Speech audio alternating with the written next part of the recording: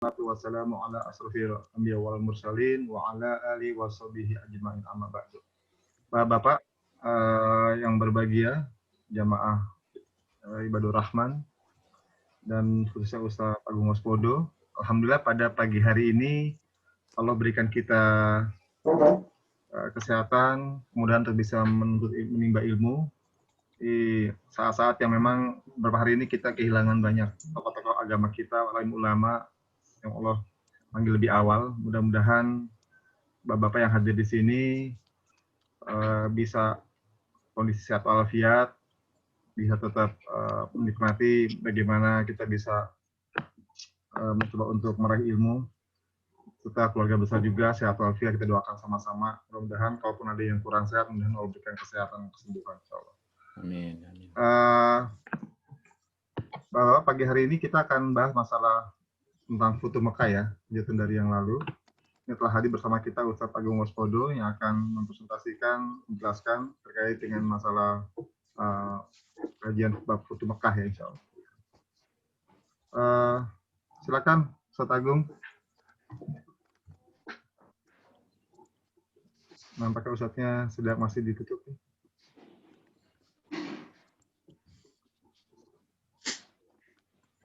Bismillahirrahmanirrahim. Assalamualaikum warahmatullahi wabarakatuh. Waalaikumsalam warahmatullahi wabarakatuh. Fadhal Ustaz. Alhamdulillah, wassalatu wassalamu ala Rasulillah wa ala alihi wa ashabihi wa mawalah. Asyhadu an la ilaha illallah wahdahu la syarikalah wa asyhadu anna Muhammadan abduhu wa rasuluh la nabiyya ba'dah. Allahumma fasholli ala sayyidina Muhammad wa ala alihi wa sahbihi wa sallim amma ba'du.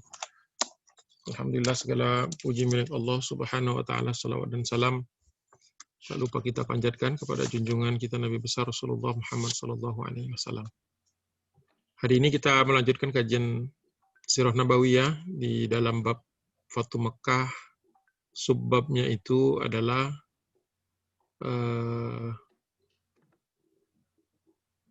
min amri Rasulillah sallallahu alaihi wasallam biqatlihim. Kisah atau keterangan tentang perintah Nabi SAW terhadap beberapa orang yang harus ditangkap dan dieksekusi. Tentu ini sedikit berbeda dengan perlakuan Nabi kepada orang-orang Mekah secara keseluruhan, karena Futuh Mekah itu kita ketahui salah satu dampaknya setelah diberikan kemenangan oleh Allah Subhanahu Wa Taala adalah berbondong-bondongnya manusia masuk Islam. Ya. Di dalam surah An-Nasr itu, A'udzubillahi samil alim minasyaitonir rajim, bismillahirrahmanirrahim. Idza jaa nasrullahi wal fath, ketika telah datang kemenangan dari Allah, ketika telah datang pertolongan dari Allah dan kemenangan, wa ra'aitan nasa, maka engkau akan melihat manusia, wahai Muhammad, wa ra'aitan nasa yadkhuluna fi dinillahi afwaja, masuk ke dalam agama Allah secara afwajan, secara berbondong-bondong, bergelombang-gelombang. Itu salah satu bukti di antara kebesaran Allah Subhanahu Wa Taala. Sehingga setelah kekalahan kaum musyrikin di kota Mekah ini, banyak orang yang kemudian terbuka hatinya untuk masuk Islam. Namun ada pengecualian yang dibahas oleh Ibnu Ishaq di dalam Sirah Nabawiyahnya. Beliau menulis, wa kana Rasulullah sallallahu alaihi wasallam qad ahida ila umaraihi minal muslimin, bahwa Nabi sallallahu alaihi wasallam sudah mengambil sumpah, ya, mengambil sumpah kepada para panglimanya, para pemimpin dari kalangan kaum muslimin yang dibagi, Rasulullah ketika masuk ke Mekah itu dibagi menjadi beberapa rombongan. Nah, para panglimanya ini atau para pemimpin setiap rombongan ini sudah diambil janjinya, disumpah oleh Nabi, hina amarahum an yadkhulul Makkah, ketika mereka menjelang masuknya mereka ke kota Mekah, bahwa an la yuqatilu illa man qatalahum, tidak menyebabkan atau tidak memulai suatu peperangan atau suatu tindakan yang bisa merenggut nyawa illa man qatalahum, kecuali mereka atau kecuali terhadap orang yang memulai lebih dahulu, ya. Memulai terlebih dahulu konflik. Jadi perintah umumnya waktu itu ketika kaum muslimin yang sejumlah kurang lebih 10.000 masuk ke kota Mekah. Ada yang dari utara dan dari timur. Yang dari timur itu Zubair bin Awam pemimpinnya. Yang dari barat itu awalnya dipimpin Sa'ad bin Ubadah, tapi kemudian bebas tugaskan karena ada sebuah insiden, kemudian diberikan kepada Qais bin Sa'ad, anaknya sendiri, atas perintah Nabi. Kemudian dari selatan juga ada Khalid bin Walid radhiyallahu anhu yang baru masuk Islam setahun sebelumnya dari peristiwa Hudaybiyah. Jadi ketika masuk, jadi Mekah itu dikepung dari seluruh arah, jadi tidak ada Syi'ib Mekah kecuali di situ kaum muslimin bergerak secara serentak. Di zaman sebelum ada elektronik, belum ada GPS gitu ya, bisa mengkoordinasi sekian 10.000 orang yang semuanya bergerak secara harmonis ya, pasukan militer, tapi kemudian punya tanggung jawab untuk menjaga keamanan, menjaga agar tidak terjadi chaos, agar tidak terjadi ekses lah gitu, tindakan-tindakan yang berlebihan. Jadi dari situ sudah mencerminkan bahwa kaum muslimin itu adalah umat yang disiplin, umat yang taat kepada komando, tidak lepas dari komando, tidak melakukan upaya-upaya sendiri. Ya. Nah, sampai kemudian ada pengecualiannya. Nah, ini pengecualiannya ini yang kita akan bahas di sini. Ini disebutkan lagi, ini dilanjutkan setelah illa man qatalahum, kecuali menghadapi mereka-mereka yang ingin membuat onar atau memulai peperangan. Illa, ada pengecualian lagi, kecuali annahu qad ahida fi nafarin sammahum amara biqatlihim. Jadi pengecualiannya adalah orang-orang yang sudah ditetapkan oleh Nabi nama-nama mereka ya, untuk ditangkap dan dieksekusi. Ini menarik, nanti kita lihat bahwa Rasulullah membuat satu daftar gitu, membuat suatu daftar yang berisikan nama orang-orang yang kesalahannya cukup besar, kesalahannya itu cukup besar untuk dia kemudian tidak diberikan ampunan. Ya. Wa in wujidu tahta astaril Ka'bah. Ya. Bahkan seandainya mereka berada di bawah tirainya Ka'bah, di bawah kiswah. Jadi seandainya orang itu melarikan diri ke Ka'bah ya, ke tempat paling suci dari kota Mekah, itu pun tetap tidak dimaafkan. Ya. Nanti kita dikasih tahu latar belakang orang-orang ini satu persatu oleh Ibnu Ishaq ya. Jadi bukan hanya semata-mata cerita begitu saja, tapi ada konsideran-konsiderannya. Nah, konsiderannya juga bagus untuk kita ketahui sebagai suatu pertimbangan, suatu wawasan kepada kita bahwa ada hal-hal yang Rasulullah tidak maafkan. Gitu. Jadi kecuali orang-orang tadi ini. Kalau di dalam Ibnu Ishaq itu ada, saya hitung ada sekitar 8 orang. 8 orang yang masuk daftar ini. Daftar pengecualian pemberian ampunan ini. Ya. Jadi ini serius. Permasalahan Fatu Mekah ini bukan hanya rame-rame saja, bukan hanya urusan-urusan yang sifatnya bukan hanya sebuah perjalanan biasa, tetapi suatu perjalanan yang menjadi sebuah sinyal kekalahan dan menjadi tanda-tanda kekalahan kejahiliahan di Jazirah Arab. Itu perlu kita ketahui. Padahal kita ketahui juga kenapa sampai dikatakan wa in wujidu tahta astaril Ka'bah. Bahkan mereka tetap harus dihukum walaupun mereka berlindung di bawah tirainya Ka'bah, di bawah kiswah. Padahal kita tahu Rasulullah menetapkan 3 tempat aman di Mekah kan. Ketika Rasulullah mengutus Abu Sufyan yang baru masuk Islam sehari sebelumnya, pada malam sebelum Fatu Mekah, Rasulullah memerintahkan Abu Sufyan untuk kembali dan memberitahu kepada orang-orang yang tinggal di kota Mekah bahwa ada 3 tempat safe zone lah, ya, safe areas. Ya. Yang pertama kata Nabi, waman gimana ya? Jadi saya lupa. Ada 3 tempat yang Rasulullah sebutkan itu terkait dengan Abu Sufyan. Waman dakhala dara Abi Sufyan, fahuwa amin. Itu kalimatnya. Barang siapa yang masuk ke rumahnya Abu Sufyan, maka dia diberikan jaminan keselamatan. Wa man kafa yadahu wa aghlaqa babahu fahuwa amin. Barang siapa yang mengosongkan tangannya atau tidak membawa persenjataan dan menutup pintu rumahnya, maka dia juga aman. Dan yang terakhir ini terkait dengan Ka'bah tadi, wa man kafa yadahu wa dakhalal masjidah fahuwa amin. Barang siapa yang tidak membawa persenjataan kemudian masuk menyerah di sekitar Ka'bah yang disebut dengan al-masjid itu, Masjidil Haram kalau sekarang kita tahunya, dulu belum ada bangunannya, tetapi ada zonasinya, ada Ka'bah, ada tempat tawaf, nah itulah disebut dengan al-masjid oleh Nabi SAW. Barang siapa yang masuk ke sana tanpa membawa peralatan peperangan, tidak bersenjata, maka dia dijamin keselamatannya, kecuali yang tadi.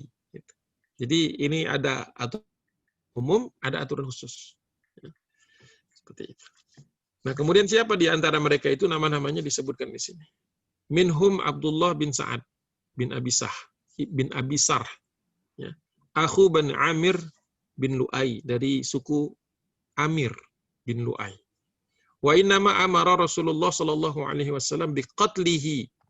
Perintah Nabi tegas kepada orang yang bernama Abdullah bin Sa'ad bin Abi Sarh agar dia dibunuh, ditangkap dan dieksekusi. Li'annahu qad kana aslama. Karena yang bersangkutan ini pernah Islam dulunya.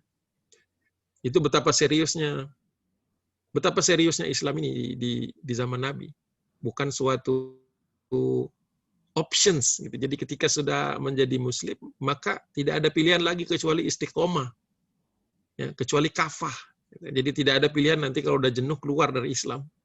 Makanya penting sekali untuk kita ketahui sebagai orang-orang yang beruntung sudah punya iman di dalam dirinya atau dilahirkan dari keluarga yang beriman kepada Allah Subhanahu wa taala. Tapi kadang-kadang kalau tidak diingatkan, tidak dibacakan sirah nabawiyah, dia pikir suatu saat dia bisa keluar dari Islam.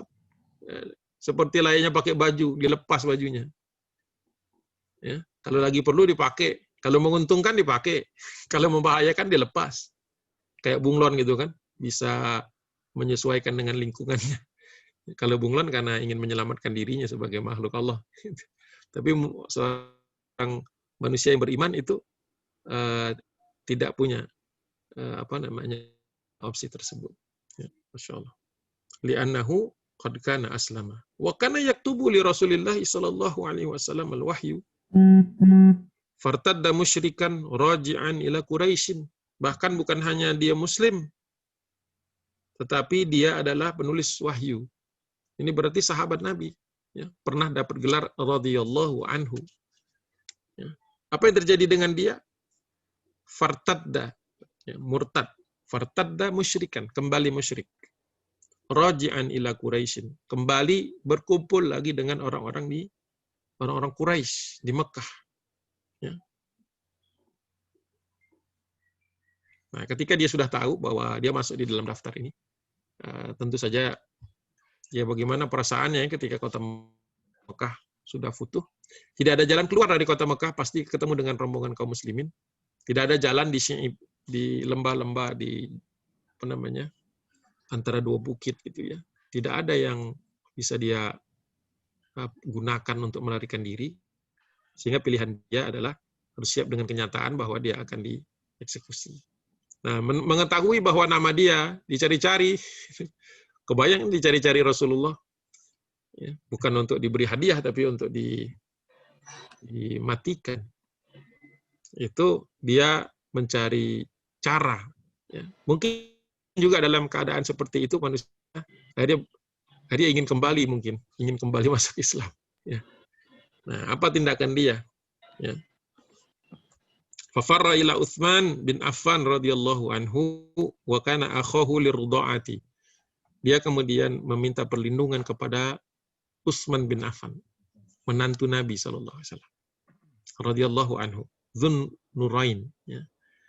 Wa kana akhahu lirudhaati. Bahwa mereka berdua dulu waktu masih kecil, masih bayi, pernah di dalam persusuan pernah dirudoakan, sebagaimana Nabi SAW pernah dibawa oleh Bunda Halimah binti Abi Dhu'aib As-Sa'diyah, ke suku Sa'ad. Dia juga dulu pernah, karena anak-anak orang Quraisy itu, terutama para elitnya, para orang-orang yang mampu, karena menitipkan untuk disusui itu kan perlu biaya. Al-ma'ruf istilahnya kalau di jilid 1 itu. Ya. Jadi Bunda Halimah sendiri mengatakan, kami waktu datang ke kota Mekah mencari bayi untuk disusui itu dalam rangka mencari al-ma'ruf, mencari transaksi. Seperti itu. Jadi dia datangi Utsman bin Affan, gimana caranya kita nggak dikasih tahu oleh Ibnu Ishaq, tapi sempat dia minta perlindungan kepada Utsman bin Affan, memohon agar dia bisa dilindungi, karena dia tahu dia masuk di dalam daftar tadi. Faghayyabahu hatta atabihi Rasulullah sallallahu alaihi wasallam ba'da anit ma'anna wa ahlu Makkah. Dan betul Utsman bin Affan, wallahu alam kenapa? Kenapa nggak langsung dilakukan saja perintah Nabi untuk membunuhnya atau mengeksekusinya, tapi disembunyikan, dilindungi, ya, digoibkan, itu disembunyikan maksudnya. Sampai kemudian ada waktu, ada kesempatan untuk mendatangi Nabi setelah kondisi di Mekah itu tenang. Ketika kondisi Mekah itu sudah tenang. Karena kita tahu kan proses transisi kekuasaan itu kan pasti genting, ya. Dimanapun kalau terjadi transisi kekuasaan, perpindahan kekuasaan dari satu pihak ke pihak yang lain, itu pasti ada suasana genting.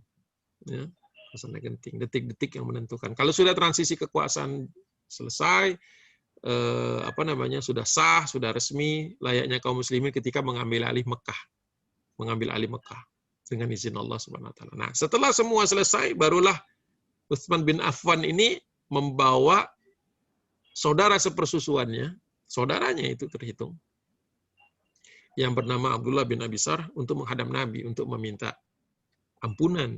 Ya.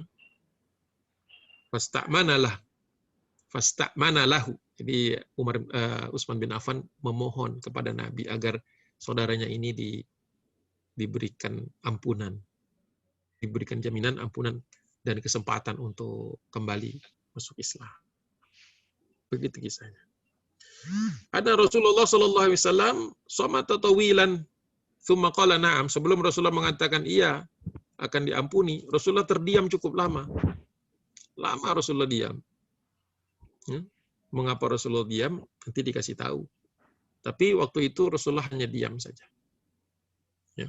Falamman sarafa anhu Utsman, setelah Rasulullah maafkan ia dan dia bersyahadah kembali masuk Islam.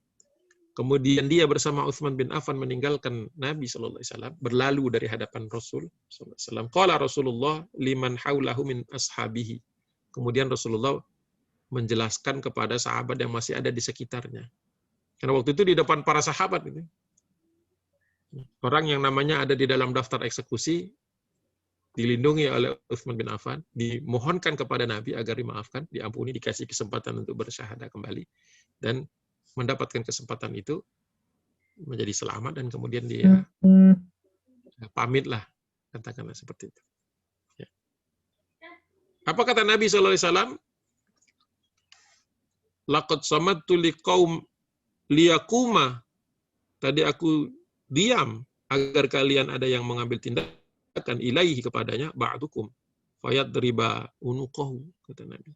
Tadi saya terdiam agak lama agar memberi kesempatan kepada kalian, mungkin ada di antara kalian yang masih ingat dengan perintah awalku, ya, agar fayadriba unuqahu, menebas batang leher, kata Nabi. Jadi diamnya Rasulullah itu ternyata masih ngasih kesempatan kepada sahabat, siapa yang masih ingat perintah asalnya itu apa? Apa perintah asalnya itu? Adalah amara biqatlihim wa in wujidu tahta astaril Ka'bah. Tapi semua sahabatnya menahan diri. Sampai ada faqala rajulun minal ansor, sampai ada salah seorang sahabat dari kalangan Ansor berkata kepada Nabi, faqala rajulun minal ansori fahallan ma'ta ilayya ya Rasulullah. Waduh, gitu kalau kita tuh, ya. Waduh, kenapa engkau tidak memberikan kode kepada kami ya Rasulullah? Qala Nabi sallallahu alaihi wasallam, innan nabiyya la yaqtul bil isyarati. Jadi kata Nabi, seorang nabi itu tidak boleh memberikan perintah membunuh kepada seseorang berdasarkan isyarat-isyarat. Gitu. Isyarat-isyarat. Makanya Rasulullah itu terdiam lama di situ. Jadi selamatlah sahabat yang bernama Abdullah bin Sa'ad bin Abi Sarh. Thumma aslama ba'du fawallahu Umar ibn al-Khattab ba'da a'malihi thumma wallahu Utsman ibnu Affan ba'da Umar. Nah, keislaman dia ini yang kedua kalinya ini kemudian dipercaya oleh Umar mengangkat Abdullah bin Abi Sarh ini sebagai salah seorang petugas atau pejabat. Ya. Dan juga diikuti nanti ketika Umar sudah wafat, kemudian di zaman Utsman bin Affan juga dikasih tugas. Jadi para sahabat, para khulafaur rasyidin, dua orang khulafaur rasyidin itu mempercayai keimanan kedua kalinya dari Abdullah bin Abi Sarh. Ya. Walaupun ada catatan-catatan, tapi tidak perlu dibahas pada kajian Sirah Nabawiyah. Kalau di kajiannya tarikh Khulafaur Rasyidin ada catatan-catatan. Gitu. Tapi ini menunjukkan bahwa sudah masuk daftar itu pun Rasulullah masih cukup lenient lah, cukup masih cukup punya stok permaafan. Padahal aslinya dia itu seharusnya sudah mati. Tetapi tadi kata Nabi, innan nabiyya la yaqtul bil isyarah. Tidak boleh saya ngasih kode-kode gitu, kedip-kedip mata atau kode-kode dengan tangan. Tidak boleh. Ya, harus clear kenapa dia dibunuh. Tapi sahabat tidak ada yang mengambil inisiatif itu. Itu kasus pertama, orang pertama. Qala Ibnu Ishaq wa Abdullah bin Khattal. Ininya dulu, ibrahnya dulu yang tadi, bahwa Rasulullah itu masih pemaaf sekali ya. Walaupun sebenarnya 8 orang ini sudah nggak termaafkan ini harusnya. Tapi ya tadi ada kondisi-kondisi, situasi-situasi di mana Rasulullah melihat keseriusan seseorang, keinginan seseorang untuk memulai kembali ya, lembaran baru. Ya.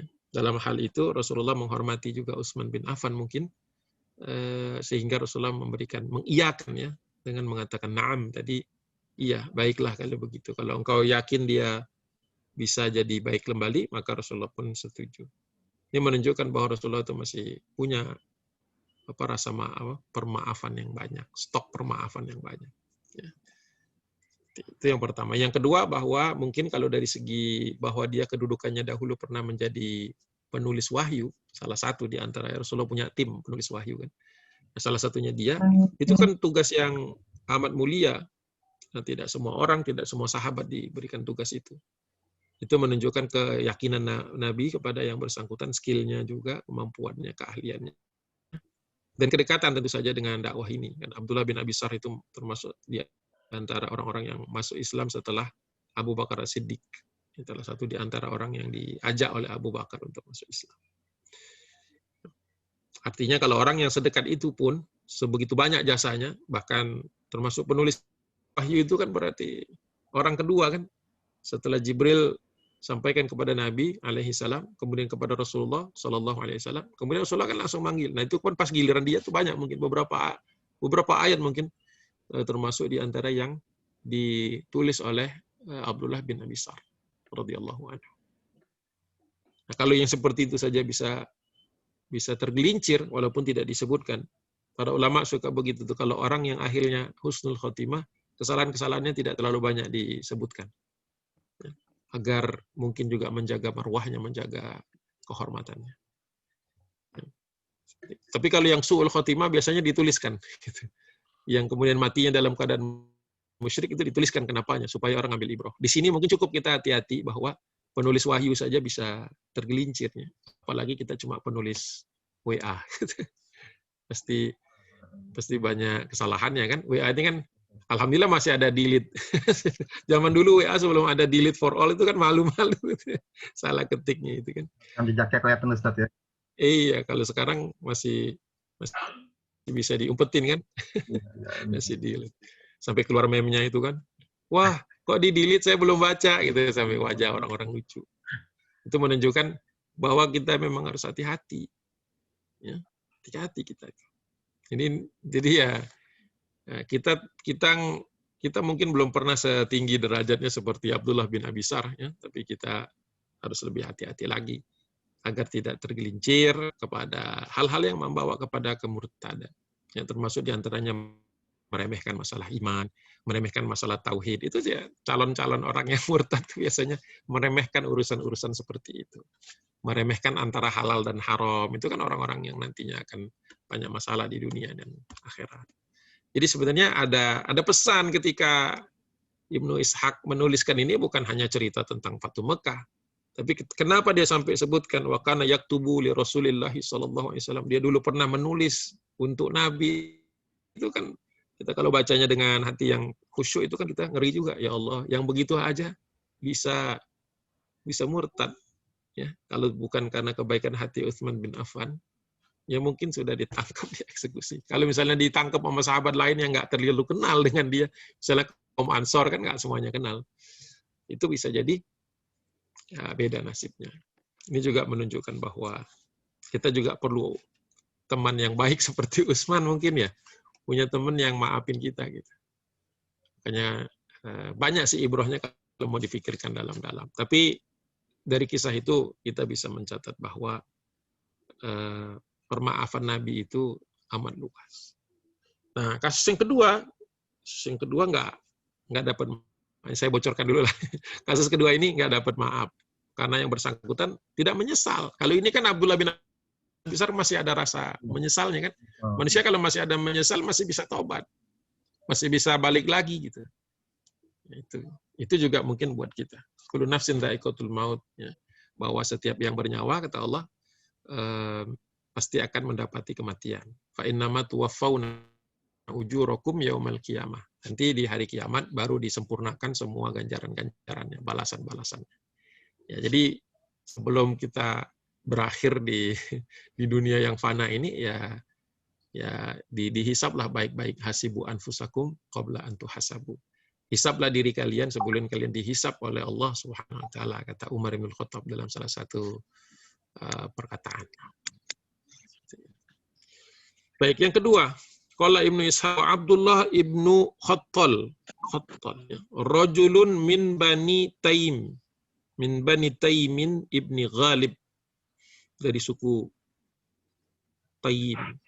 Innama amara biqatlihi annahu kana musliman. Oh, ini juga mantan muslim. Pernah muslim. Ini juga kan salah satu kriteria besar ya, salah satu dosa besar yaitu adalah murtadnya, meninggalkan keimanan. Makanya jadi tanggung jawab semua ayah, semua suami agar menjaga keluarganya dari salah satu ketergelinciran yang paling parah, yaitu adalah seseorang meninggalkan imannya. Lebih parah lagi kalau misalnya dia kemudian menjadi yang memerangi kaum muslimin, itu juga akan menjadi catatan buruk ya, bagi kita. Walaupun nanti kita semua akan bertanggung jawab masing-masing di hadapan Allah. Tapi ada ayat yang mengingatkan kita, ya ayyuhalladzina amanu qu anfusakum wa ahlikum naro. Wahai orang-orang yang beriman, jagalah secara spesifik, jagalah keluargamu. Itu Ibnu Katsir dalam tafsir Al-Qur'an Al-Azimnya menyebutkan bahwa itu qawam, perintah itu utamanya semua orang, tapi utamanya itu kepada al-qawam atau pemimpin satu rumah tangga, yaitu laki-laki. Laki-laki yang berkeluarga. Gitu. Jadi ya berat ini ya. Annahu kana musliman faba'athahu Rasulullah sallallahu alaihi wasallam, dan dia pernah diutus oleh Nabi sallallahu alaihi wasallam musaddiqan, pengambil sedekah, pemungut sedekah, petugas ziswaf lah kalau sekarang. Petugas ziswaf. Ya, kan zaman dulu Rasulullah mengirim sahabat-sahabat jadi ini sahabat yang juga dipercaya Nabi, ini bukan sembarang orang, makanya ini mungkin hukumannya berat. Orang pernah dipercaya Nabi tapi berkhianat, maksudnya berbalik arah gitu kan. Apalagi sahabat tadi penulis wahyu, yang ini pengumpul sodakoh gitu. Pengumpul sodakoh ini kan amil, kalau sekarang kan istilahnya amil. Orang yang bukan hanya maknanya itu bukan hanya yang memiliki ilmu untuk urusan sodakoh, ya. Tetapi juga termasuk juga zakat, kan ada ilmunya untuk ngukur, ngitung zakat itu juga termasuk orangnya amanah berarti. Jadi bisa jadi ibroh kalau mau difikirkan juga ke arah itu, bahwa para petugas keuangan dalam yayasan-yayasan Islam itu sebenarnya bisa mengantarkan dia ke surga dengan cepat karena amanahnya, tapi bisa menghentikan langkahnya dan membelokkannya ke neraka jahanam, karena paling banyak juga di situ godaannya paling besar, karena yang megang kas, yang megang ya bendahara lah gitu kan. Iya, bisa korupsi uang rakyat gitu. Udah bendahara korupsi uang. Wah, itu di masa masyarakat lagi butuhnya bantuan. Itu memang sudah zalim dan berlipat kali kezalimannya karena di waktunya yang seperti itu. Ya. Jadi dia pernah diutus oleh Nabi untuk mengambil pemungut sedekah. Wa ba'atha ma'ahu rajulan minal ansar. Ya, bahkan dia dikasih asisten sama Nabi. Berangkat juga bersamanya seorang pejabat. Ya, orang pejabat kan biasanya suka ada tuh yang menemani lah gitu ya, ajudannya dari kalangan Ansor. Gitu. Tapi teman saya waktu beberapa tahun yang lalu waktu mendengarkan kisah ini, kata dia, ini juga sebenarnya prinsip pegawai Kemenkeu, dia waktu itu orang Kemenkeu. Kata dia memang tugas-tugas itu sebaiknya kalau tugas-tugas yang berkaitan dengan transaksi atau audit dan sebagainya memang nggak boleh sendirian, harus berdua Ustaz, atau bahkan lebih bagus lagi bertiga. Kenapa? Ya ini masalah aja profesionalisme. Ya, karena sendirian itu memang terlalu banyak setannya. Apalagi kalau lagi ke daerah katanya, setannya banyak banget katanya. Dari bandara tuh setannya udah datang. Maksudnya yang jemput gitu. Oh gitu ya, iya, cerita panjang gitu. Ya, kalau Rasulullah mengirim pejabat keuangannya ya dengan orang yang ada ininya, ada apa istilahnya, ada asistennya. Itu juga ada dua, bisa juga dilihat bahwa Rasulullah paham bahwa urusan uang ini harus harus double ngecek itu harus berdua gitu. Sehingga kalau terjadi penyimpangan, emang dua-duanya bejat. Gitu. Tapi kalau satu aja masih bisa diimbangi, gitu kan, ada kontrol lah kira-kira begitu. Saya mikirnya begitu. Oh ya, jadi kalau orang Kemenkeu ngelihatnya waktu dengar ini, oh bagus tuh prinsipnya, Rasulullah ngirim pejabat, ada temennya. Sehingga kan kalau mau korup harus dua-duanya. Lebih berat kan, kemungkinan itu lebih susah. Kata orang Kemenkeu. Saya nggak boleh sebut nama dan nggak boleh sebut unit, nanti jadi masalah. Gitu. Kalau yang lain saya mungkin bisa diambil paralelnya. Allahu a'lam bishawab. Wa kana ma'ahu maulan lahu yakhdumuhu wa kana musliman. Bahkan dia juga disertakan orang ketiga, ada orang ketiganya, seorang maula, seorang hamba sahaya yang tugasnya itu yakhdumu. Yakhdumu itu berarti menjadi khadim, jadi asistennya. Jadi tadi ada pejabatnya, ada mungkin stafnya lah gitu, atau sama-sama pejabat gitu ya, tidak disebut namanya, tidak disebut kedudukannya. Tapi ada orang ketiga, yaitu orang yang melayani ini. Ini yang menarik nih, jadi saya ingat juga, agak panjang ini memang kisahnya. Wakana musliman, dan juga murtad juga gara-gara peristiwa ini, muslim juga tapi murtad juga. Jadi tugas bisa membuat orang keluar dari Islam. Tugas yang dihianati maksudnya bisa.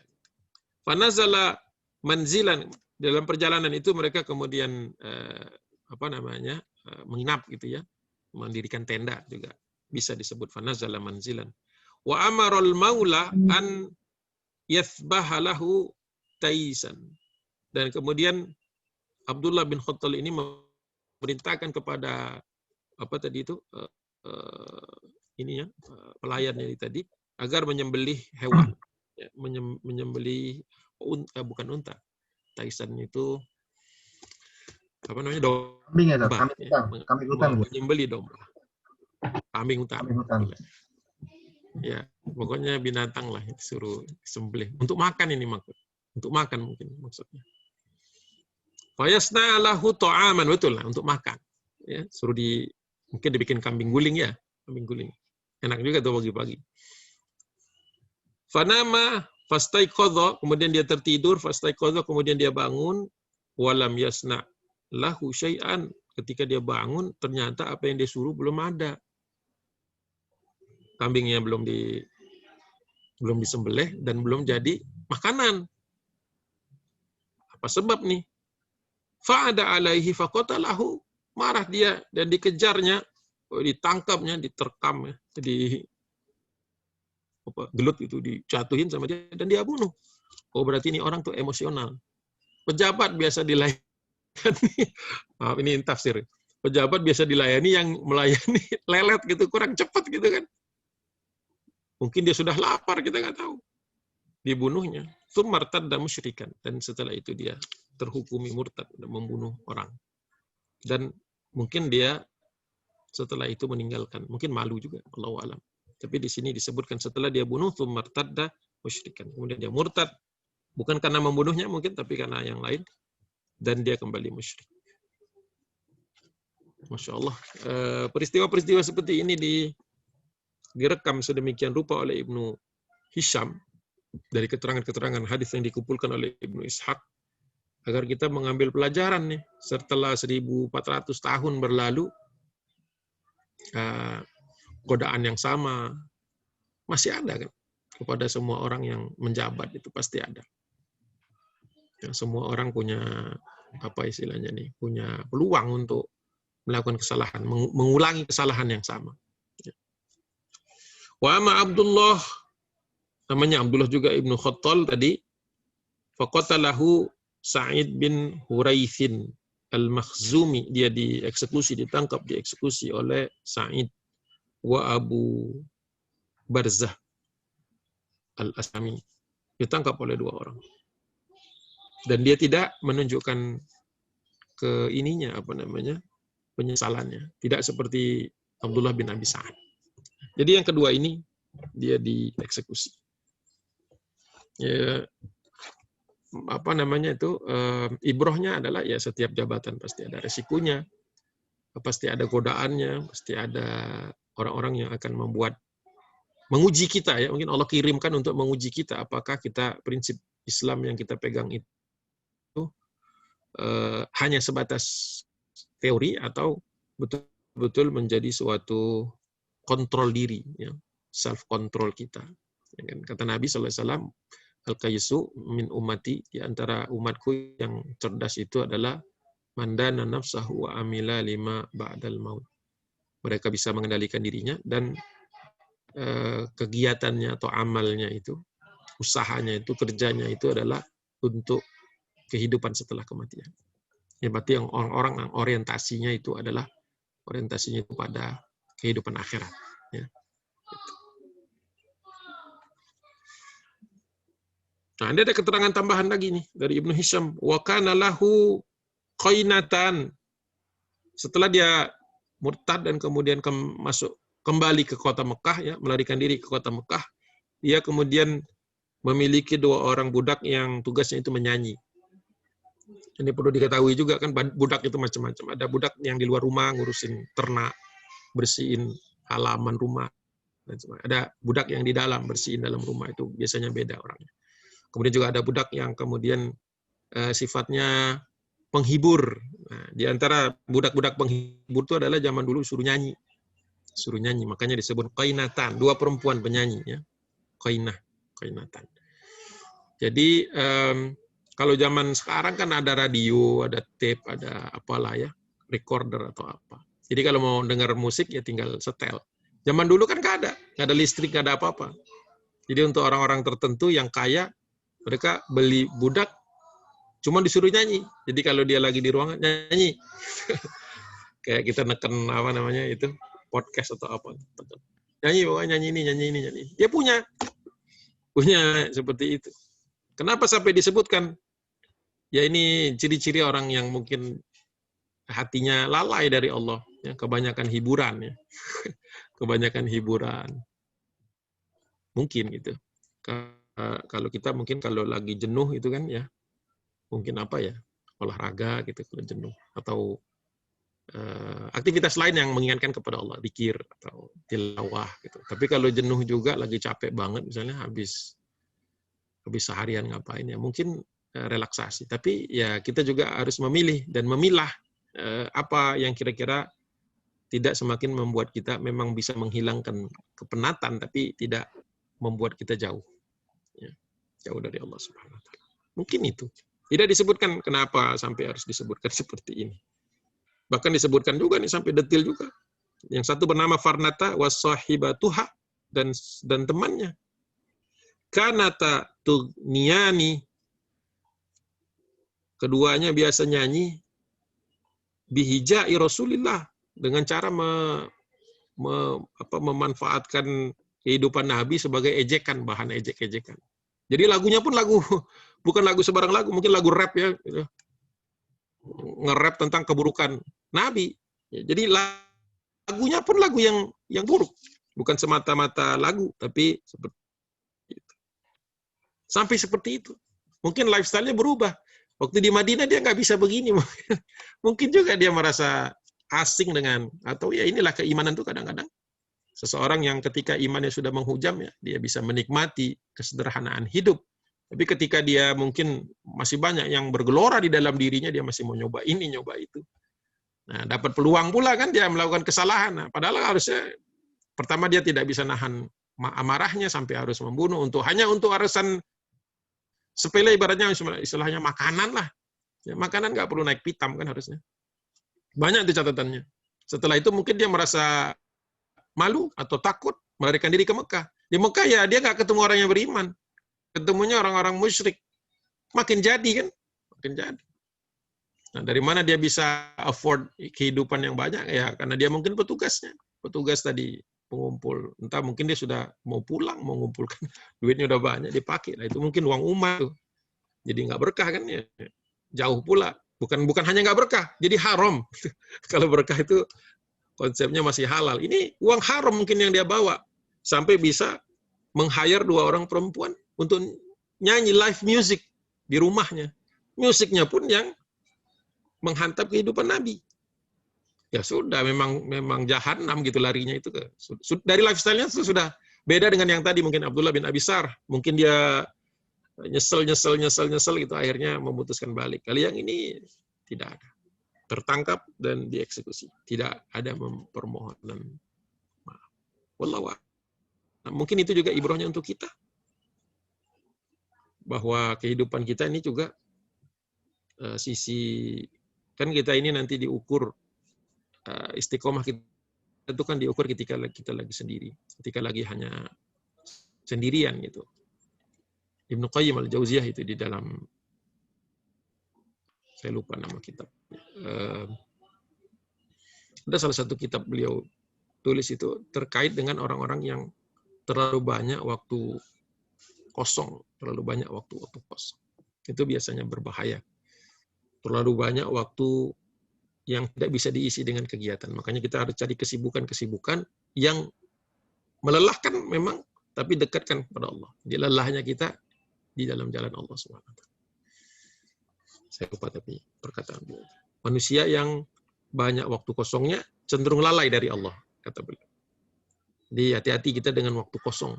Apalagi pandemi ini kadang-kadang banyak juga waktu kosongnya. Hati-hati.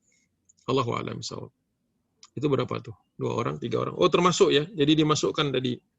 Yang budaknya tadi Fartana yang disebutkan namanya. Iya, 2 orang kan budaknya tadi. Nah, yang Fartana tidak mau. Wa amma, siapa tadi? Fartana tadi. Ya, yang salah satu yang Fartana itu dieksekusi juga. Sedangkan yang satunya lagi yang tidak disebut namanya cuman sahibatuha saja. Temannya Fartana. Di 2 orang budak. Satunya juga ikut tuannya. Yang punya nama, yang ada nama ikut tuannya. Dieksekusi juga. Yang satu, ya, yang satunya mohon ampun mungkin karena diselamatkan di situ. Di sini disebut tidak dieksekusi yang budak yang satunya lagi. Mungkin ikut-ikutan atau nyesel atau terpaksa. Ada juga orang yang terpaksa. Allahu a'lam bishawab. Jadi dari 4 orang yang sudah ada 4 orang. 4 orang berkisah dijelaskan oleh Ibnu Ishaq. Yang kelima berarti. Wal Huwairits ibnu Nuqaith bin Wahab bin Abdi bin Abd bin Qusay wa kana mimman yu'dhihi bi Makkah. Ada orang yang bernama Al-Huwairith, dia ditangkap juga karena dahulu ketika Rasulullah masih di Mekah paling sering mengganggu, menganiaya Nabi sallallahu alaihi wasallam. Kalau nggak salah dia yang mencoba mencekik Rasulullah, mencoba menarik itu selendang. Ya, Rasulullah kan pakai jubah, nanti disentak dari belakang. Kalau nggak salah namanya Al-Huwairith. Wallahu a'lam bishawab. Qala Ibnu Hisham wa kana Al-Abbas bin Abdul Muttalib hamala Fatimata. Sekali waktu Al-Abbas bin Abdul Muttalib lagi membopong. Ini kisah tentang hijrah. Waktu itu Fatimah kan hijrahnya menyusul Nabi. Rasulullah sudah hijrah duluan bersama Abu Bakar As-Siddiq. Kemudian Rasulullah menitipkan Fatimah dan anak-anak Nabi untuk dihijrahkan, diantarkan ke tengah jalan lah, di setengah jalan. Waktu itu diminta kepada Al-Abbas. Jadi wa kana Al-Abbasu ibnu Abdul Muttalib hamala Fatimah. Jadi menaikkan Fatimah di atas suatu kendaraan atau unta, kemudian dibawa. Seperti itu. Wa Ummu Kulthum, dan anak Nabi yang bernama Ummu Kulthum radhiyallahu anhuma. Ibnatai Rasulillah, ya, kedua anak Nabi sallallahu alaihi wasallam. Min Makkah yuridu bihimal Madinata. Dari Mekah menuju Madinah. Kalau nggak salah setengah jalan, karena nanti dijemput oleh sahabat. Zaid bin Harithah. Itu peristiwanya ada di hijrah, jadi setengah jalan. Nah, ini keterangannya bahwa di Madinah. Fana khassa bihima Al-Huwairith bin Nuqaidh farama bihima ilal ard. Kemudian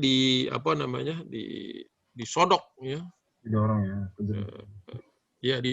Pakai tombak mungkin, ya, atau alat atau apa, didorong begitu sehingga kendaraan tadi jatuh, ya, dan kemudian menyebabkan kedua putri Nabi itu cedera. Tapi waktu itu Al-Abbas dengan gesit lah, ya, khawatir kemudian anak Nabi juga mungkin ada niat untuk menciderai kedua anak Nabi. Al-Abbas berhasil menghalaunya. Sempat jatuh dari kedupnya, jatuh gitu. Dan berita itu sampai kepada Nabi. Berarti ini sebenarnya ini perlu diketahui juga bahwa sebenarnya orang Arab tuh punya semacam kode etik gitu, ya, kode etik bahwa ketika perempuan, terutama perempuan atau orang-orang yang lemah itu, ketika di dalam perjalanan itu tidak boleh diganggu. Sebenarnya ada itu kode etik orang Arab. Jadi sebenarnya Al-Huwairith ini bukan hanya melanggar syariat Allah tentu saja, tapi juga melanggar sebenarnya kode gentleman-nya orang Arab, tidak mengganggu perempuan dan menyebabkan terjadinya kecelakaan seperti itu secara sengaja. Ya. Makanya kemudian dicari dan kisahnya kemudian dibunuh oleh Ali bin Abi Thalib. Tapi saya lupa tuh bacanya di mana. Di sini nggak ada. Atau di sebelahnya. Nggak ada juga namanya. Oh, ada di bawah, paling akhir. Wa amal Huwairith ibnu Qais faqatalahu Ali bin Abi Thalib radhiyallahu anhu. Ya, di belakang. Dipisah-pisah kadang-kadang, jadi harus dirajut-rajut dulu. Udah berapa orang tuh? 5 ya? 5, Ustaz. Masih ada waktu nggak buat 3 lagi? Masih, Ustaz, insyaallah. Itu jam 6:30. Jam 6:30 kan? Masih ada waktu. 6:30 tapi harus off. Iya. Iya. Nanti tanya jawabnya aja di Ya, 1 atau 2 lagi kali, Ustaz, ya? 1 atau 2 lagi kali ya? Boleh. Kalau singkat-singkat bisa selesai ini sebenarnya. Bentar. Oh, ya. Huwairith sudah, ya. Nah. Nah, yang berikutnya adalah kalau Ibnu Ishaq wa Mikyas, tapi saya bacanya Mukais. Mikyas, ya. Mikyas bin Hubabah. Mikyas bin Hubabah au Dobabah, ya, au Sobabah. Banyak juga nih variasi tulisannya di dalam kitab Ardul Unuf ini. Karena memang ya kadang-kadang belakang nama itu tergantung ininya sih, tergantung kebiasaan orang Arab bacanya. Kadang-kadang di kitab yang lain ketemu beda. Wa inna ma amara Rasulullah sallallahu alaihi wasallam biqatlihi liqatlil ansari, karena dia diperintahkan untuk dibunuh, dieksekusi karena dia pernah membunuh seorang Ansor, alladzi kana qatala akhahu khata'an, karena orang Ansor itu membunuh saudaranya dengan cara yang tidak dibenarkan. Wa ruju'uhu ila Quraisyin musyrikan, Di mantan-mantan muslim semua ini yang bermasalah ini. Bukan orang Mekahnya yang musyrik dari awal gitu. Nah, itu perlu dibedakan bahwa ini perintah eksekusi kepada orang-orang yang murtad. Itu makanya ulama juga mengambil apa namanya sebagai suatu guidance, sebagai suatu patokan bahwa orang musyrik itu darahnya halal. Makanya orang yang murtad itu darahnya halal. Ini sebuah masalah yang besar gitu ya. Walaupun kadang-kadang kalau dipaksakan, dibenturkan dengan hukum yang berlaku di negeri muslim, gitu, dia kadang-kadang masalah jadi polemik karena bertentangan misalnya dengan hak asasi manusia. Ini kan jadi polemik, jadi masalah karena ketika hak asasi manusia dipakai untuk membentengi, melindungi orang-orang yang melepaskan keimanan pada dirinya, padahal ada aturan-aturan yang berlaku di dalam Islam, kemudian ini ahli hukum nih yang harusnya bisa memecahkan masalah ini karena ada aturan-aturan yang berlaku di dalam Islam. Mungkin dia lolos secara hukum yang berlaku, normatif yang berlaku di suatu negeri kan, tapi dia tidak akan lolos dari hukuman Allah Subhanahu wa taala. Nah, ketika Nabi waktu itu punya otoritas untuk melaksanakan ini. Ya, mungkin kalau sekarang orang akan mendebat ini, apa hak kalian gitu menghukum dia gitu kan. Seperti dulu Ja'far Umar Thalib pernah mengkisos orang kan di zaman tahun berapa itu, tahun yang kejadian di Maluku itu. Ada orang berzina kalau nggak salah. Jadi kisos. Nah, itu ditangkap, dianggap sebagai ini apa namanya pelanggaran terhadap hukum Republik Indonesia. Itu banyak itu pembahasan itu dulu kalau nggak salah pernah hangat pembahasan itu di tahun 90-an atau awal 2000 ya. Nah, ini yang mungkin saya nggak tidak berkapasitas untuk membahasnya. Jadi perlukan ahli hukum. Itu orang ke berapa tadi? 6 ya. Ke-6 ya. 6. Ke-6. Kemudian yang ke-7, wasarah maulatu li ba'di bani Abdul Muttalib. Ada orang namanya Saroh maulah. Ya, maula itu ya ini apa namanya hamba sahaya lah. Dari Banu Abdul Muttalib. Wa Ikrimah bin Abi Jahal. Ikrimah bin Abi Jahal juga masuk di situ. Wa kanat Saratu mimman yu'dhihi bi Makkah, termasuk orang yang pernah menganiaya Nabi sallallahu alaihi wasallam. Sarah ini di Mekah. Wa ma Ikrimah faharaba ila al-Yaman. Dia melarikan diri ke Yaman karena takut. Ya, takut dengan hukuman. Jadi ada Sarah, ada Ikrimah. Sarah dan Ikrimah. Dua-duanya sepertinya diampunin karena kisahnya ini arahnya ke sana. Wa aslamat imra'atuhu Ummu Hakim bintul Harith bin Hisham. Tapi untuk Ikrimah, dia beruntung karena istrinya tidak mengikuti suaminya. Suaminya kan kabur masuk daftar Nabi. Nah, ini mungkin yang Ikrimah ini pengecualian. Ikrimah ini kan orang musyrik. Mungkin banyak daftar ininya. Banyak daftar keburukannya. Di satu-satunya mungkin di dalam daftar 8 orang ini yang aslinya adalah musyrik adalah Ikrimah. Dan dia melarikan diri ke Yaman ketika Fatu Mekah. Entah bagaimana, mungkin dia punya jalur sendiri. Karena sebenarnya seluruh Mekah itu sudah ditutup pintu-pintunya, jalur-jalur utamanya. Mungkin dia menemukan jalur lain. Nah, tapi istrinya Ummu Hakim bintul Harith itu masuk Islam. Fasta'manat lahu min Rasulillah sallallahu alaihi wasallam. Dia yang mengajukan. Kalau tadi kan Utsman bin Affan setelah didatangi oleh Abdullah bin Sa'ad. Kalau yang ini istrinya tidak tega kepada suaminya. Dia melaporkan kepada Nabi sallallahu alaihi wasallam, minta waktu, minta izin, minta agar suaminya dimaafkan. Ya. Fa ammanahu fa kharajat fi talabihi ilal Yaman. Kemudian Nabi memberikan permaafan. Dan istrinya kemudian keluar dan mencari-cari dia di Yaman.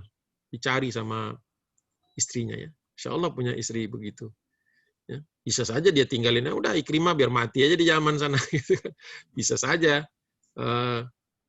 Muslim, laki-laki Muslim yang apa namanya datang ke Mekah kan banyak. Laki-laki soleh banyak. Tapi mungkin istrinya kasihan sama suaminya.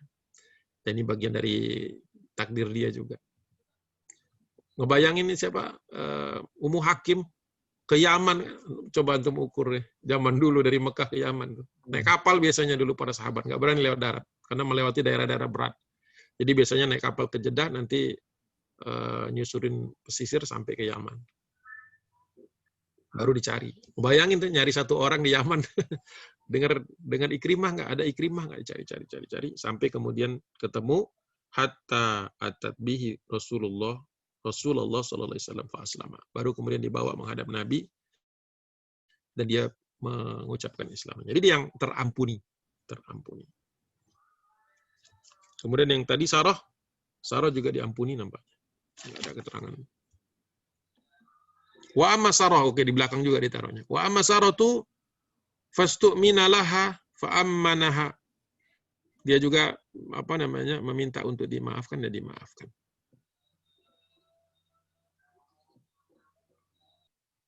Thumma bakiyat hatta awta'aha rajulun minan nas farsan fi zamani Umar ibn al-Khattab. Oh, pernah keinjek kan. Pernah ketendang kuda yang dilak. Jadi Sarah wafatnya di masa Umar bin Khattab. Terbunuh tapi dalam keadaan sudah kembali sebagai muslimah atau sudah masuk Islam. Nah, itu contoh-contohnya. Nah, yang 3 orang yang terakhir ini mungkin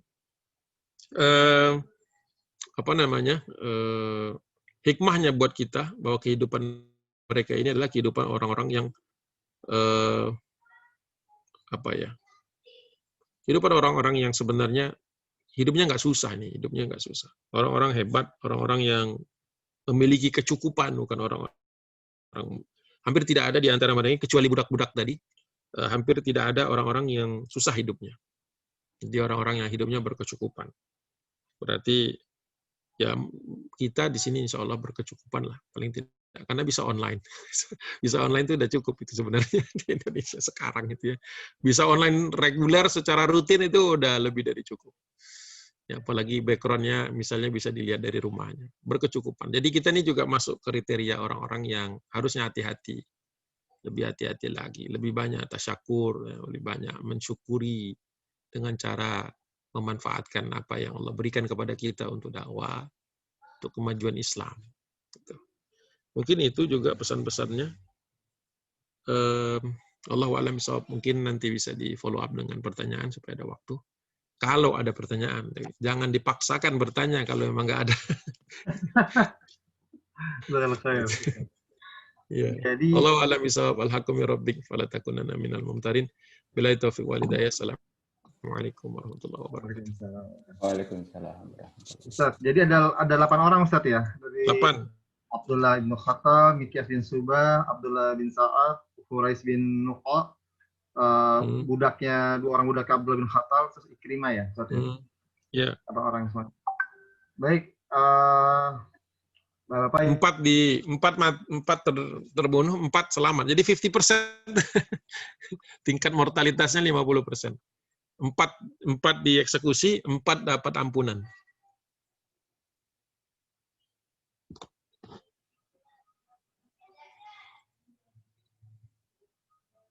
Ada pertanyaan? Atau di chat? Di chat ada nggak? Ada yang dari Rawamangun? Jauh juga itu. Ahlan bik, tafadhol. Boleh kalau ikut. Berarti ini di broadcast-nya jauh juga ya? Sampai ke Rawamangun situ. Pak Seno, kenapa suara itu kayaknya putus ya? Gimana admin kita? Apa putus sinyal? Apa Ustaz? Oh iya. Ya, jadi ini karena YouTube-nya ganti akun, YouTube-nya tidak berfungsi nih di broadcast kemana-mana. Silakan, Bapak Ibu ada yang ingin bertanya? Ini tenang-tenang semua ini. Pagi, kalau pagi emang enak, agak nyender-nyender dikit. Ada teh anget. Apalagi ada gorengan, udah deh. Aduh, mantap deh. Ustaz, ya. Saya tanya ya, nggak apa-apa Ustaz ya, kalau belum ada yang bertanya. Ya. Hindun juga termasuk Ustaz ya, Hindun. Apa tuh?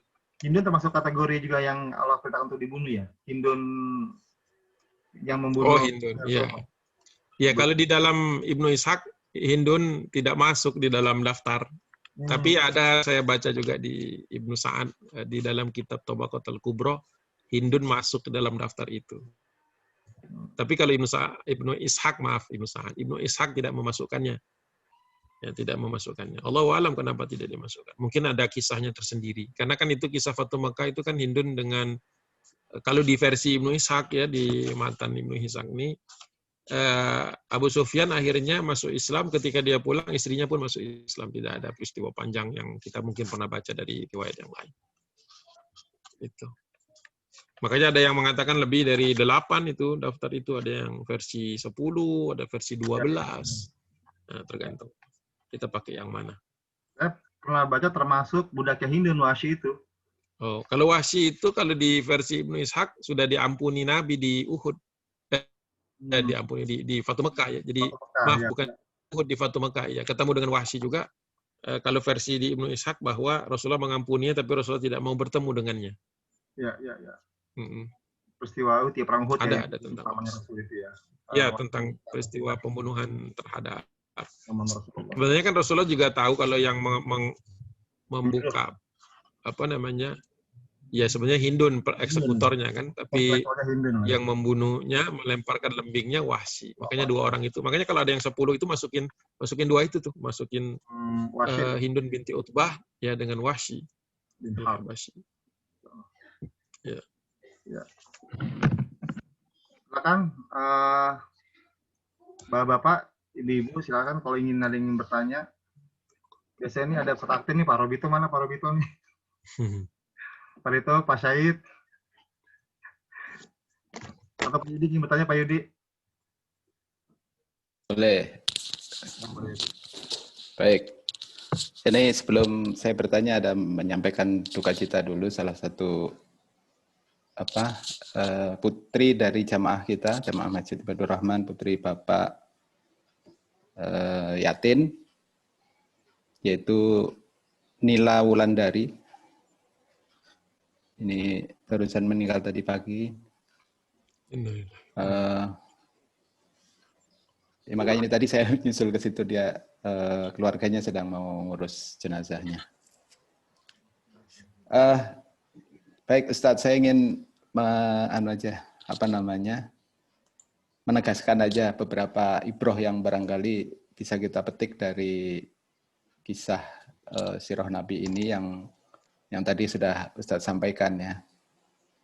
Beberapa hal yang barangkali memang sangat dekat dengan kondisi kita saat ini yang tadi Ustadz sudah sampaikan juga. Satu, tentang kenikmatan ya. Kenikmatan atau posisi kecukupan hidup ini memang seringkali melalaikan, dan tadi beberapa yang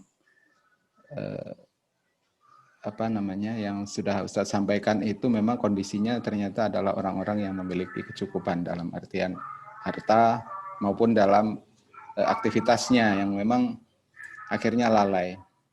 Bahkan orang yang sangat dekat dengan amal soleh, seorang yang pernah menjadi penulis Al-Quran pun bisa tergelincir. Ini benar-benar bisa menjadi perhatian kita, menjadi bahwa kita yang kondisinya saat ini walaupun sangat dekat dengan amal kesolehan, barangkali kalau tidak waspada bisa juga tergelincir. Ada lagi nggak Ustadz yang terkait dengan gini, ini kalau kebiasaan orang sekarang atau kondisi saat ini di mana aktivitas keimanan atau amal soleh itu kan identik dengan aktivitas di tempat ibadah gitu ya. Kita melakukan banyak amal-amalan di masjid. Sementara pada saat kita berada di dunia kerja, di dunia ya urusan masing-masing ya, dengan aktivitas hidupnya itu seringkali terlewat membawa nilai-nilai Islam gitu. Ya mohon bisa disampaikan selain yang tadi ya, Ustadz sudah sampaikan ibroh-ibroh apa yang kita petik dari kisah-kisah orang yang sebenarnya dulunya pernah Islam, ternyata di akhir perjalanannya itu bisa tergelincir. Mungkin itu Ustadz, mohon diberikan pencerahan lagi di luar yang tadi sudah disampaikan. Terima kasih. Iya. Kalau di tempat kerja ini kan memang dasarnya adalah innamal a'malu binniyat kan. Bahwa segala sesuatu yang kita lakukan itu dalam kehidupan ini tergantung niatnya. Kalau niatnya karena Allah dan Rasulnya maka akan dapatkan pahala. Tapi kalau hanya diniatkan semata-mata untuk suatu kegiatan saja maka dia bisa halal, bisa jadi haram. Kalau hanya tujuannya untuk memperkaya diri misalnya. Tetapi kalau di dalamnya ada niat untuk membantu kesejahteraan orang-orang prasejahtera, orang-orang yang membutuhkan, maka pastinya akan mendapatkan balasan di sisi Allah Subhanahu wa taala. Jadi kita kembalikan kepada dasar kita bahwa kita ini adalah hamba Allah Subhanahu wa taala, yang di dalam Al-Qur'an disebutkan wa ma khalaqtul jinna wal insa illa liya'budun, bahwa tidaklah diciptakan manusia dan jin kecuali untuk beribadah kepada Allah Subhanahu wa taala. Jadi sederhananya itu seperti itu. Jadi ketika kita menjadikan semua aktivitas kita ini ibadah, diniatkan untuk niat, Allah ya. Subhanahu wa taala, mudah-mudahan ya dari situ, karena kalau nggak dari situ kan yang lainnya kan nanti bisa debatable semua gitu. Iya. Ada orang yang kelihatannya bagus sekali gitu kan, kelihatan bagus sekali. Ya, tetapi kita nggak tahu niatnya seperti apa. Mungkin kebaikannya mungkin untuk pamer misalnya begitu kan, tentu nggak ada manfaatnya di sisi Allah. Ya kan? Jadi seperti itu. Pertama itu dulu dasarnya itu adalah niat yang lurus, bahwa ini semua diniatkan karena Allah Subhanahu wa taala dengan benar-benar kesungguhan. Dan selalu mengulang-ulang niat itu, walaupun secara default kan kita ini mencari nafkah kan untuk menghidupi keluarga kan, tapi setiap pagi ketika kita keluar atau setiap kali mau nyalain, kan sekarang work from home kan, setiap kali mau nyalain komputer atau apa gitu, ya kita niatkan betul-betul ini dalam rangka. Lebih bagus lagi kalau ditambahkan lagi bahwa di situ ada nilai dakwahnya, maka otomatis ini dapat tahsiniat, dapat dapat keutamaan, kelebihan-kelebihan, bonus-bonus lah seperti itu. Itu pertama yang membuat orang kalau bekerja punya nilai lebih, punya nilai positif. Sederhana sebenarnya, ya sederhana. Bahkan kalau kita mengambil mazhab yang tidak perlu dilafazkan juga dalam hati cukup. Tapi kalau misalnya mengambil mazhab yang harus dilafazkan juga nggak masalah. Ya, sedikit kan sebenarnya beberapa detik saja. Itu yang pertama. Yang kedua ya tentu saja di dalam kerja ini kita juga akan dihisab 2 kali kata Nabi kan. Untuk urusan harta hisabnya 2 kali. Hisab pertama adalah dari mana dia dapatkan. Yang hisab kedua adalah kemana dia belanjakan. Kalau yang lain hisab cuma sekali. Kalau di dalam harta filmal maka hisabnya 2 kali. Gitu. Jadi betul-betul kita harus ibaratnya ini bagus, harus punya self audit. Kita dapat nafkah dari mana, terus untuk kemana. Jadi nggak cukup orang itu memastikan bahwa dia mendapatkan hartanya secara halal, tapi juga dia harus kontrol agar belanjanya juga yang kepada yang halal. Nah kalau kita sudah bicara tentang pembelanjaan, nanti ada tingkatan-tingkatannya. Menurut para ulama ya, ketika kaum muslimin sedang menghadapi tekanan, maka belanja itu harus kepada umat Islam dulu gitu, kepada kaum yang memang diketahui mendatangkan maslahat. Nanti masuk ke kaidah fikih ya, antara mengambil 2 maslahat atau meninggalkan 1 mudarat gitu kan, dan lain sebagainya. Itu nanti pembahasannya sampai ke sana. Jadi kalau sudah niatnya sudah lurus, pasti akan lebih mudah mengatur yang sifatnya teknis ya, untuk yang teknis iya akan lebih gampang. Tapi kalau niatnya sudah keliru tuh, mau teknisnya udah canggih juga akan tergelincir. Nah, setelah selesai itu adalah ya kontinuitas. Tadi kan before the process, kemudian proses. After process ini penting, bahwa seseorang nggak boleh puas hanya dengan sekali. Kan kita ketika sudah menyelesaikan suatu amalan, kan kita akan evaluasi amalan itu. Seperti halnya kata Nabi, sebelum kau tidur, kau ingat lagi 1 hari itu apa yang sudah kau lakukan. Kau istighfar kepada apa-apa yang sudah, kesalahan yang mungkin kau perbuat dalam hari itu, dan kau syukuri apa-apa yang baik, dan kemudian kau membacakan surat Al-Ikhlas, membacakan bacaan yang biasanya dibaca Nabi sebelum tidur. Itu kan menunjukkan kalau in the end of the day, istilahnya kalau orang Amerika sekarang gitu kan, in the end of the day, gitu. Jadi akhirnya yang menjadi putusan akhirnya itu adalah apakah kita melakukan evaluasi. Itu tadi. Ketika kita melakukan evaluasi, kita buka kesempatan untuk jadi lebih baik. Bisa jadi amalannya sama, tapi dilakukan dengan lebih baik lagi, maka dia mendatangkan manfaat yang lebih besar. Tapi kalau tidak dievaluasi, ini bisa degradasi, suatu saat hilang amalan-amalan itu. Padahal Rasulullah kan mengingatkan, Allah suka dengan amalan yang kecil ya, asal continue, asal terus-menerus. Itu kan menunjukkan bahwa kita melakukan evaluation. Tidak bisa kita meneruskan sesuatu dengan baik, apalagi sampai tumbuh dan berkembang, kecuali kita melakukan evaluasi. Nah, ayat tentang evaluasi di dalam Al-Quran itu cukup banyak. Banyak sekali menyebutkan satu persatu itu. Kita tinggal buka Al-Quran. Ya. Bicara tentang hari akhirat itu hampir seluruhnya evaluasi. Jadi kalau seorang mukmin ya membaca Al-Quran itu, dia mendapatkan ibrah dari kisah-kisahnya, mendapatkan hukum dari ayat-ayat ahkam, sekaligus dia bisa mendapatkan satu ketenangan mental, spiritual. Jadi mungkin sederhananya ketika kita membaca Quran, letih, ini mungkin adalah indikasi rendahnya iman, lagi turunnya iman kita. Tapi kalau kita baca Quran itu happy ya, happy. Seperti happy antum buka HP lah. Seperti happy-nya antum naik sepeda, jalan-jalan gitu. Ya. Kalau buka Quran itu ada rasa happy, itu alhamdulillah, insya Allah baik. Gitu. Tapi kalau buka Quran itu udah bawaannya, mau cepet-cepet aja, cepet-cepet selesai. Kayak pengajian ngeliat jam terus gitu. Tapi kalau lagi main nggak ada jam, lupa waktu katanya.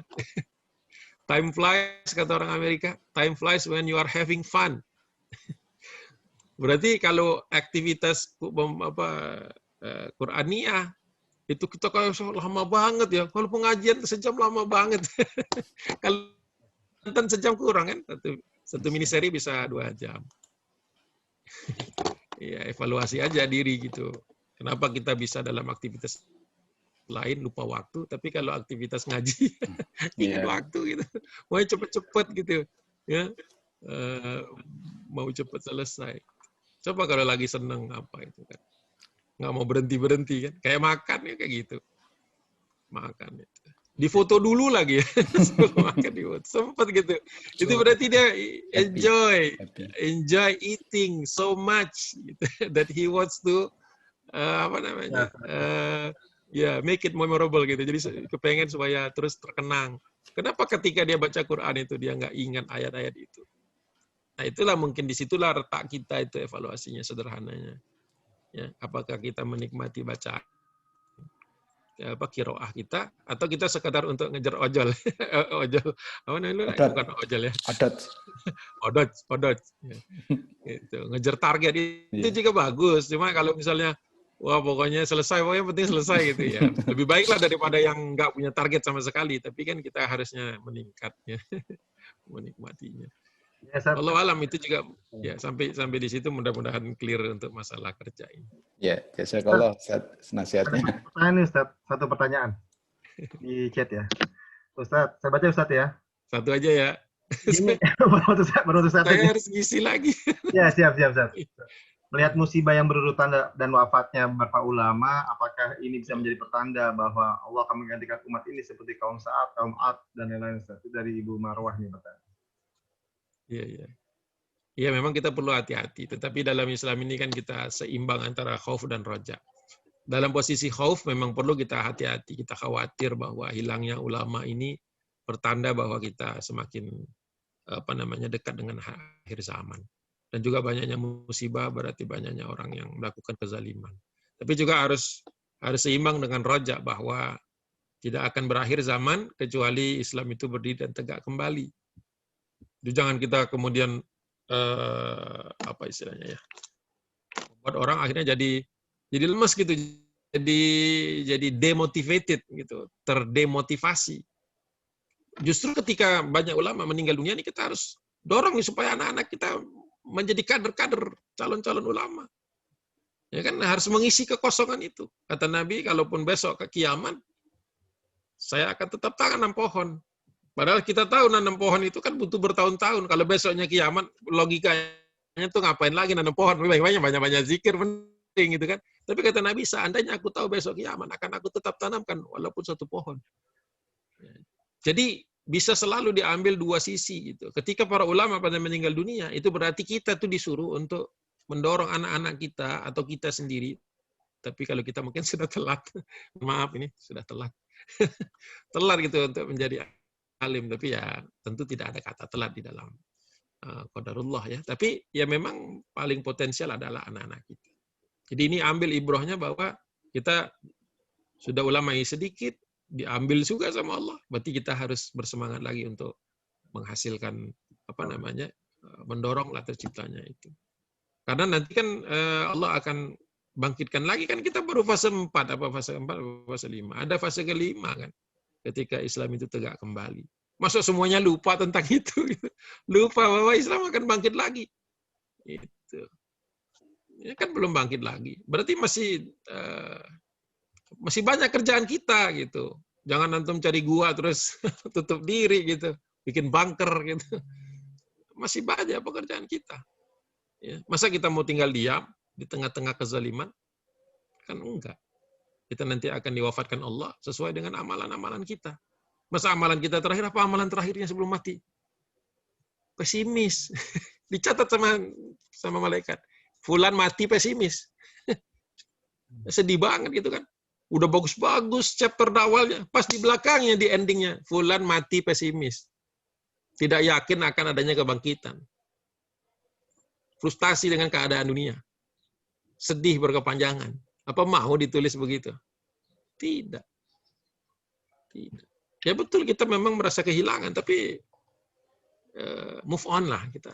Ya, oke, kita kehilangan ulama ini. Berarti kita kehilangan seorang ahli fikih, maka harus cetak 10 fikih, ahli fikih yang lain.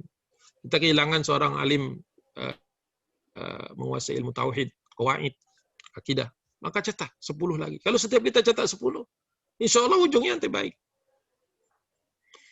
Itu. Saya melihatnya begitu. Tapi bersedih boleh. Kan Rasulullah tidak melarang bersedih. Yang dilarang itu meratap-ratap terus lama-lama.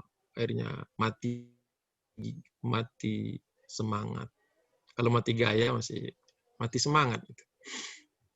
Saya khawatir melihat status orang-orang pada begitu. Jadi selalu bisa dilihat sisi positifnya, karena kita adalah orang-orang kaum yang tidak pernah berputus asa kan. Tidak pernah putus asa terhadap rahmat Allah. Gitu. Allahu a'lam bishawab, maaf kalau agak berbeda dikit cara ngelihat keadaannya. Baik, Pak Yud, sudah Pak Yud ya, insya Allah ya, sudah jam. Sudah, insya Allah. Sudah. Jazakallah khair Ustaz, Bapak-Bapak, Ibu-Ibu, para jamaah yang hadir di acara kajian online kita pada pagi hari ini, setelah menyelesaikan kajian orang yang terhukum ketika fase Fathul Mekah. Ini ada 9, kalau yang saya catat Ustaz ya, 9 orang yang mendapatkan hukuman dari Rasulullah, dan ada setengahnya itu dimaafkan, setengah lagi memang harus dieksekusi oleh para sahabat juga. Mudah-mudahan menjadi ibro kita semua. Tadi cukup jelas dan detail bagaimana Ustaz Agung Sodo menjelaskan bagaimana Rasulullah menjatuhkan hukuman buat para sahabat sebenarnya ya. Para sahabat yang kemudian ada yang murtad gitu ya, dan juga yang insaf kembali ke Islam insya Allah. Mudah-mudahan menjadi manfaat kita semua. Jazakallahu khair atas kehadirannya Ustaz Agung, sehat selalu Ustaz. Bisa mengisi kita, bisa bertemu lagi. Mudah-mudahan Allah berikan kita kesehatan, tetap jaga kita dalam zaman kita insya Allah. Kita akhiri dengan istighfar dan hamdalah dan doa penutup majelis. Astagfirullahaladzim.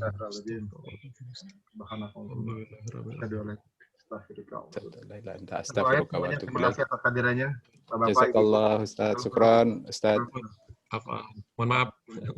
Sama-sama Ustaz. Sehat terus insyaallah. Sehat semua, jaga kesehatan. Insyaallah Ustaz. Amin. Olahraga yang cukup, jaga protokol kesehatan, jangan ngambil resiko yang ini nggak perlu. Saya izin dulu. Baik Ustaz.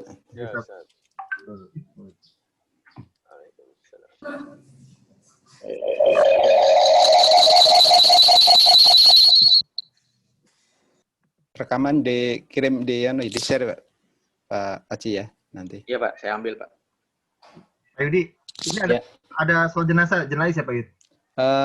Jam berapa? Enggak, disolatkan di dekat masjid dekat rumah sakit atau dekat makam ya? Saya tadi, sebentar. Nggak di sini ya berarti ya? Enggak, ini saya diminta untuk mengumumkan saja.